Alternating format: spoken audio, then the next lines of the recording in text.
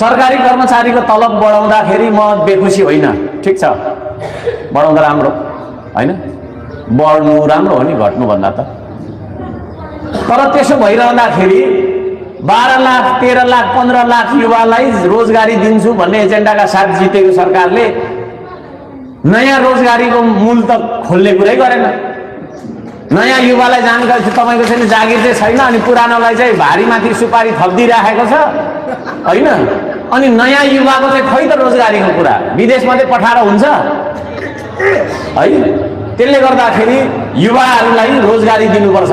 युवाहरूलाई रोजगारीका लागि युवाहरूलाई चाहिँ तपाईँको होइन आर्थिक रूपमा चाहिँ सबल बन्नका लागि कुनै पनि कार्यक्रम नहुनु, तर भइराखेको कर्मचारीलाई चाहिँ अझै तलब थपेकै गर्नु चाहिँ तपाईँको छैन उचित होइन। कर्मचारीको तलब पनि थपियोस् केही छैन, युवाहरूलाई रोजगारीको बाटो नि खोलिदियोस् भन्ने मेरो चाहिँ के अरे भनाइ।